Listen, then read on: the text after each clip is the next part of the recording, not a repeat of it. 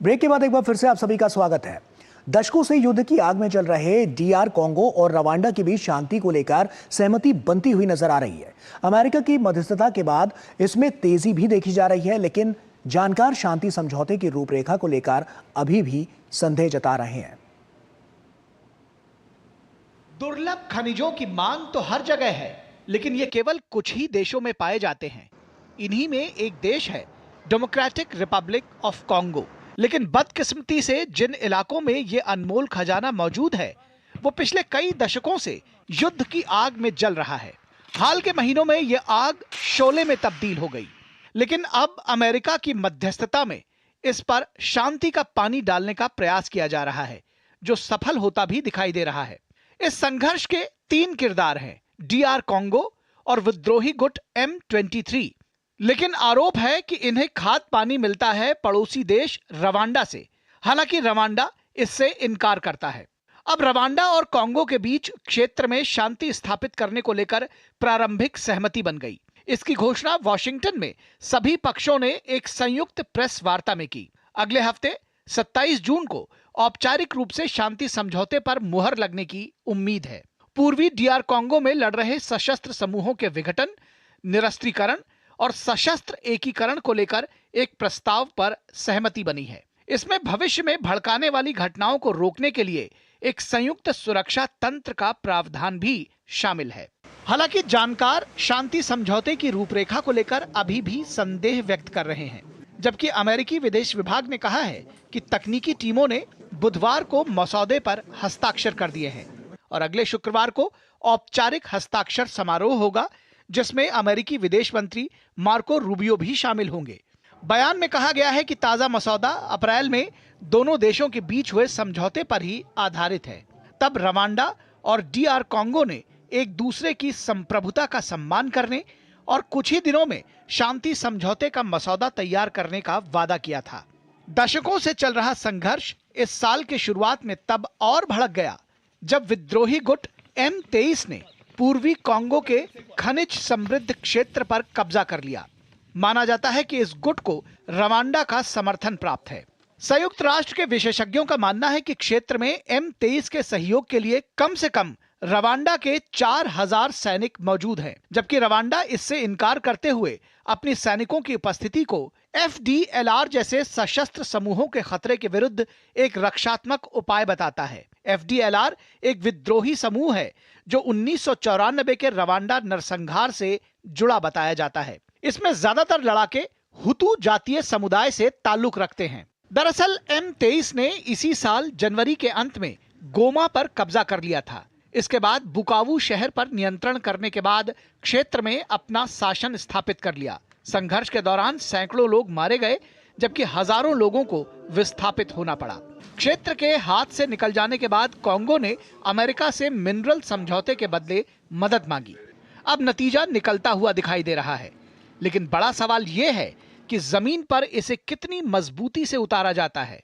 पहले भी कॉन्गो और रवांडा 2 बार अंगोला की मध्यस्थता में समझौता कर चुके हैं, लेकिन रवांडा क्षेत्र छोड़कर नहीं गया। लेकिन यह भी सच्चाई है कि अमेरिका अंगोला नहीं है और उसे इस वक्त सबसे ज्यादा रेयर अर्थ मेटल की तलाश है, और यह जरूरत यहीं पूरी होती हुई दिखाई दे रही है। तो सवाल इसमें कई हैं, लेकिन अहम सवाल यह है कि आखिर इस शांति पर संशय क्यों बना हुआ है। आइए इसी पर चर्चा भी करते हैं। अतुल अनेजा जी लगातार हमारे साथ जुड़े हुए हैं।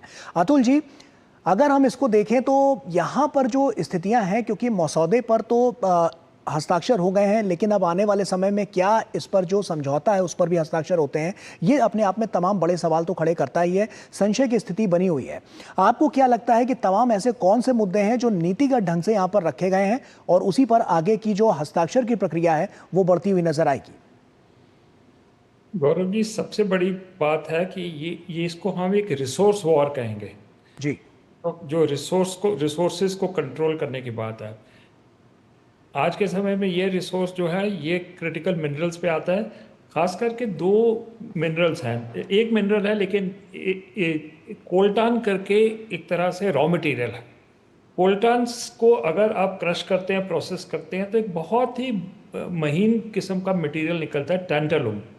जो हमारे सारे सेल फोन्स में या इलेक्ट्रॉनिक डिवाइसेस में जाता है। अब ये जो कोल्टान है, इसके भंडार सबसे ज़्यादा डीआरसी में है। जी। रवांडा में भी है, लेकिन डीआरसी में ज़्यादा है। अब बात आ रही है कि इस पर्टिकुलर खजाने को कौन कंट्रोल करे। तो ये एक रिसोर्स वॉर के रूप में ये सामने कॉन्फ्लिक्ट आ रहा है। जी। जहाँ पर M23 की बात है, वो रवांडा का से जुड़ा हुआ ग्रुप है, और काफ़ी इलाके जो हैं, दो तीन खास इलाके हैं वहाँ पर, गोमा और रोबाया, जो खास इस भंडार से जुड़े हुए हैं, वहाँ पर M23 ने कब्जा कर लिया। जी। जब ये हुआ तो अब बात आती है कि डीआरसी का रिस्पांस क्या रहा।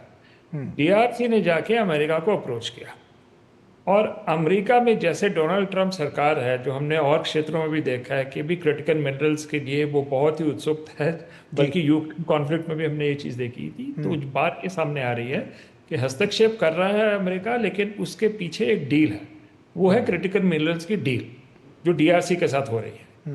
इसलिए ये तीन पहलू जो हैं, ये जुड़े हुए हैं। मुझे लगता है कि जब तक इसके ऊपर अगर कॉम्प्रोमाइज इन प्रिंसिपल हो गया है, तो ये बात आगे चलने की संभावना है। फाइनल डिटेल्स जाएंगी, क्योंकि जैसे आपकी रिपोर्ट में भी कहा गया था कि ये जो हस्तक्षेप बीच में मध्यस्थता जो कर रहा है, वो अमेरिका कर रहा है। तो एक पावरफुल फोर्स बीच में है, ये कोई अंगोला नहीं है जिसका जो प्रभाव जो है वो सीमित होगा। ये सुपर पावर के साथ आप बात कर रहे हो, तो मुझे लगता है कि इसमें काफ़ी दम है इस पर्टिकुलर फॉर्मुलेशन में। जी। और बात जो अल्टीमेटली होगी वो शेयरिंग के ऊपर होगी कि ये कोल्टान और टसलुम का कैसे बंटवारा हो। एक तरह से तीन एंड्स पे, रवांडा पे डीआरसी का तो एक्सपोर्टर है, और अमेरिका का कितना उसके ऊपर एक तरह से उसको कैसे क्वांटिफाई करता है अमेरिका। बिल्कुल। तो ये हमें लगता है लॉन्ग टर्म एक बनने की इसमें संभावना है। जी अतुल जी, हमने पहले भी देखा है तमाम ऐसे देशों में मध्यस्थता जो देखी गई है वो अमेरिका के द्वारा देखी गई है। जब से ट्रंप सत्ता में है उसके बाद से कुछ ज़्यादा ही इसमें हम कह सकते हैं वो अग्रसर होकर, मुखर होकर इसमें अपनी बात रखते आए हैं, लेकिन वहाँ पर बातचीत बेनतीजा निकली है। ऐसे में अगर हम इन दोनों देशों की बात करें, इन्होंने भी बहुत कुछ झेला है, दशकों से ये लड़ाई चली आ रही है, और अभी भी मौजूदा जो हालात हैं वो मसौदे तक तो पहुंची हैं, लेकिन हस्ताक्षर होना बाकी है। तो आपको क्या लगता है, क्या इससे एक बेहतर विकल्प या बेहतर रास्ता निकलता हुआ नजर आएगा आने वाले समय में? देखिए, ये आपका एक इंटरनल एलिमेंट है, जो ये हुतू ग्रुप है और जो रवांडा में आई थिंक तुत्सी है, बट मैं गलत हो सकता हूँ इसके अंदर। ये दोनों के बीच में बहुत पहले से एक तरह से इंटरनल कॉन्फ्लिक्ट रहा है, और एक जिसको हम जानते हैं रवांडन जेनोसाइड, जो ख़त्म हुआ 1994 में, अगर मेरी याददाश्त ठीक है तो उसका एक स्पिलओवर, क्योंकि इतने ज़्यादा लोग उसमें हत्याएं हुई थी कि एक बहुत बिटरनेस है दोनों पर्टिकुलर ग्रुप्स के अंदर। और जहाँ तक रवांडा का सवाल है, वो कह रहा है कि वो उनकी लीडरशिप कह रही है कि ये ग्रुप है FDLR, जो हुतू ग्रुप है। तो उससे भी एक तरह से हुतू ग्रुप एक मेमोरी चैनल चलता है कि वो रिपीट नहीं होना चाहिए जो 1994 में हुआ था। इसलिए रवांडा ये चाहेगा कि दोबारा से ऐसी कोई स्थिति ना हो, या भौगोलिक तरीके से इतने आगे ना आए हुतू ग्रुप के उसके अंदर एक इंटरनल कॉन्फ्लिक्ट है। तो एक तरह से ये एक सोशियोलॉजिकल एलिमेंट भी बीच में है, जो इस पर्टिकुलर जो फ्रेमवर्क बन रहा है। आपकी बात बिल्कुल सही है कि सिर्फ रिसोर्सेज ये नहीं है, कि रिसोर्सेज के पीछे बहुत एक ह्यूमन और ह्यूमैनिटेरियन एलिमेंट्स भी बीच में आते हैं, राइवलरीज आती हैं, ट्राइबल कॉन्फ्लिक्ट्स आते हैं। तो इसको भी एक तरह से रिजॉल्व करना पड़ेगा, ताकि ये जो पर्टिकुलर एग्रीमेंट हो, ये एक परमानेंट एग्रीमेंट बने। बहुत पहलू। बिल्कुल, और निश्चित तौर पर इसी पर सबकी निगाहें भी हैं, और आगे भी देखना होगा कि क्या होता है इसमें, क्या ये शांति के लिए आगे बढ़ता है। मसौदा आ चुका है, हस्ताक्षर जब होंगे तो साफ तौर पर यह बात और ज़्यादा साफ होती हुई नजर आएगी, और आगे की राह भी और ज़्यादा साफ होती दिखती हुई नजर आएगी। बहुत बहुत शुक्रिया अतुल अनेजा जी हमसे जुड़ने के लिए और तमाम बातचीत